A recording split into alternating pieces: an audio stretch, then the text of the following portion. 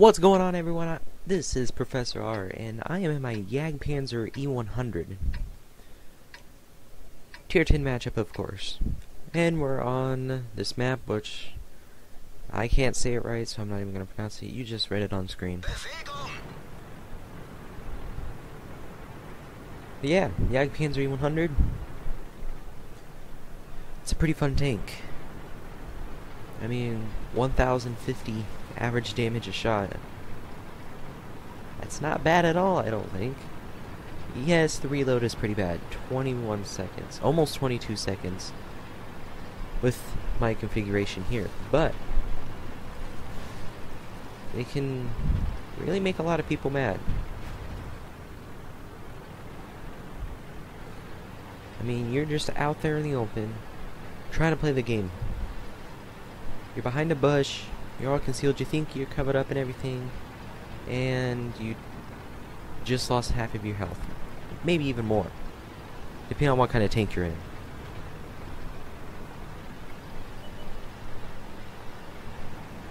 It looks like our team is pretty well split.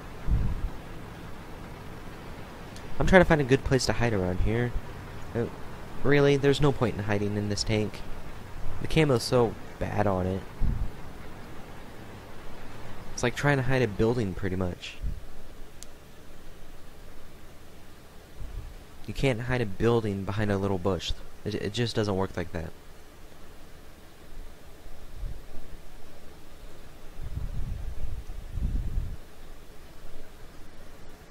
But with all that damage that this gun can do, it can make for some pretty interesting games.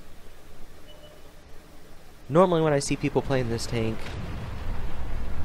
Jagdpanzer E100 that is, they're usually doing 2,000-3,000 damage at 3,000 damage max, but normally it's 1 to 2,000. First blood.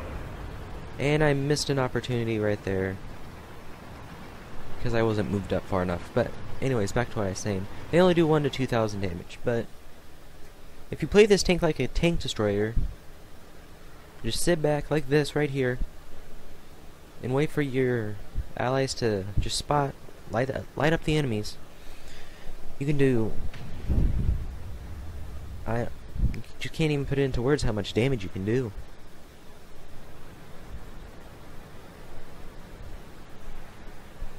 But you know, if enemies they do start pushing up, it's normal. Then you do have the armor that you need to protect you. Mostly. Unless they're firing gold rounds at your lower plate, then you've got some problems, but there's the first target that I can actually shoot at. And of course, he ducks back behind the hill. But this guy's not. Yes, just sit there, please. I love the sound on this gun. That was actually a pretty average shot. 1,059 damage. Just 9 over the average on paper damage. Equipment on this tank, what I have right now is a rammer to bring down my reload time. I also have a pair of binoculars on here, which means I can see farther than the maximum draw distance in the game, which is 500 meters. Now, it's been about a week since this replay happened, so since then I did put some vents on it. Really, I don't see much improvement. The reload has only gone down about 0.2 seconds. Nothing too crazy significant, but we'll see if it gets any better. Which I don't. It really shouldn't, because my crew's maxed out 100%. I don't know, I'll have to look into that. I'm almost afraid to move here, because, like I said earlier, hiding this thing is like hiding a building behind a bush.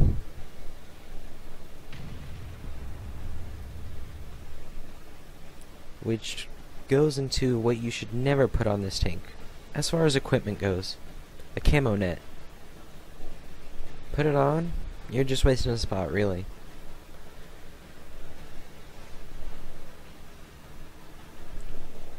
Now, having your crew trained in camo probably doesn't help much, but this crew was already trained before. Hello. There's another 1,000 damage done. That's a different T-54E1 though. But it doesn't matter, I mean, I know both of them are going to be playing a lot more cautious now that they've been reduced down to a little bit of health. And then we have the fighting going on in the chat between the Leopard prototype and the E100. The E100 doesn't think he's spotting, but clearly he is, because I know I'm not going to be able to spot all the way down there. I don't think... Theoretically, I could, but realistically, I don't think I am spotting them. I'm pretty sure it's the Leopard that's doing his job. A passive scouting technique. Some people just don't recognize that, though.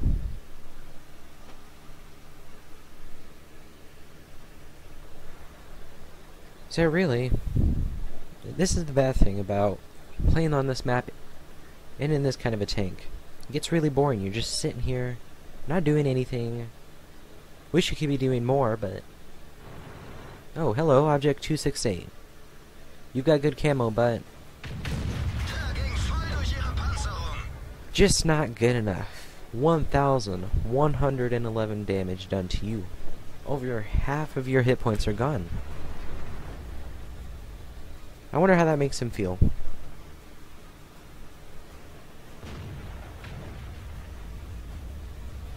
And then I get a little unlucky here.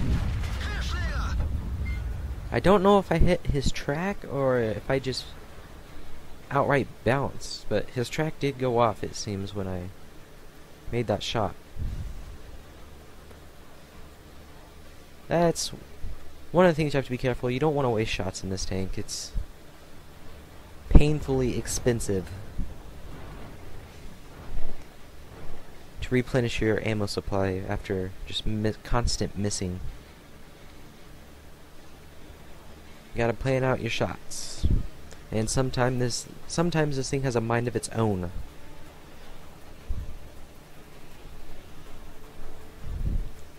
But yeah, we're just chilling here. 3,231 damage done. Just that's about average. An average player would get kind of in this tank on just a normal game. The game's not over yet. We've got a lot more to do. I move up because I see the T-110E5 is moving out of my maximum draw range. But I don't know about that IS-7. We're gonna find out what happened to him later, though. And this is not looking so good for us at this point.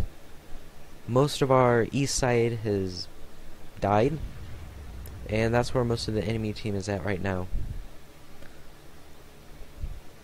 I'm trying to see if I can get shots on this Conqueror and anyone who might be trying to crest the hill. But there's just nothing coming. They're not complete idiots. They know that there are big tank destroyers over here.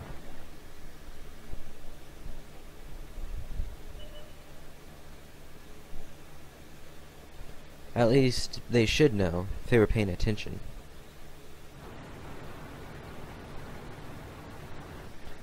And then the E100 gets a little bit brave here. So I changed my target here. Need to support him.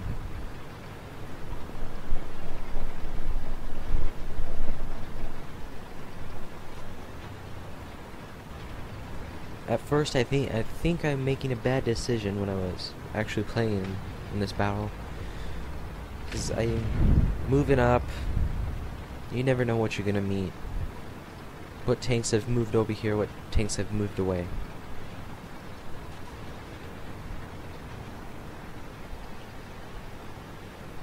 I don't want to keep pushing up too far here, but I need to go far enough to where I can shoot over this pathway across the field and at the enemies that are over there. 5-minute warning. So a 5-minute warning after sitting here forever. And I don't even know if I want to shoot at this guy, because, I mean, he doesn't have many hit points left, but no one else is. So we blind fire and just finish him off. And then this is where start having some problems. IS-7 on our flank, but targets are out in the field open. I mean, well, not so much anymore, but reload, and reload just after he pulls back. Now I'm starting to worry. Yeah, T-30, T-54, everyone's shooting at me pretty much here. At my side. I mean, luckily they haven't hit so far, but I don't want to turn into this IS-7. He can flank me, and with a little bit of luck and support from his teammates, I'd be done. Sorry. Well, there's the T-30 there. I'm worrying the whole time I'm doing this. Just scared. Don't pop out, don't pop out. He's not a terrible player. He knows how to play, but got a kind of a low roll there, only 955 damage. I say only, but that's lower than average. I can't complain though. 955 damage. I mean, oh, T-54. Side shot maybe? Looks like the IS-7 isn't popping back out. I'm still watching that minimap like a hawk. We're about to hit our 3-minute warning mark. 3 minutes left. T-30, there he is. Just put a shot into the WZ-120. And really, I don't care at this point. I know the T-54 is over there. I know the IS-7's over there, but I need to help this guy out. And there he is. Hello, sir. Double kill. Well, it would have been awful if I had missed. And now the IS-7 starts popping out. Hits my spaced armor and doesn't do any damage, though.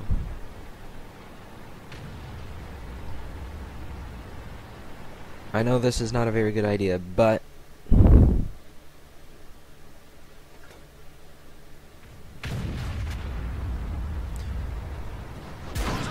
normally I wouldn't be doing that, turning my back to an IS-7 for such a measly target. And then of course I missed, but I have to repair that ammo rack. That'd just be too awful if I didn't. I couldn't imagine how bad it would be. IS-7 is now just rushing in. If he was smart, he would be trying to surround me, well, circle me. And then I get unlucky there, only hit a track.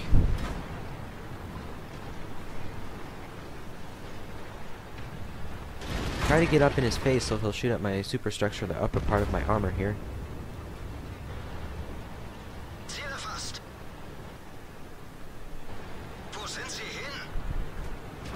And this is what he should have been doing, but I don't know why why are you backing up, dude? You have a Jagdpanzer 100 here. I'm fully capable of one-shot killing you now. And you try to back up. But no worries. Alright, screw it. I'm gonna take a hit, but he tried to get my track, but finish it off, get it over with. We're done. After that matchup, I managed to come off with a second class mastery badge, fire perfect, and of course the high caliber medal. Team score, let's sort everything by damage done. I did 5,695 more than anyone else on either teams did. 890 base experience, and that's after only firing 7 shots. I received 7 hits, only 3 of those managed to penetrate, which I believe were all from the IS-7. I blocked a whopping 2,050 damage from my armor. I damaged 6 enemy vehicles, destroyed 3, 895 spotting damage, and after all expenses, I came out with a little over 5,000 credits. Now this was, again, during a New Year's special, so I got 890 XP times 2, plus another 890, so that meant my crew got a total of 2,670 experience. That's gonna go well towards that 6 cents I'm working for.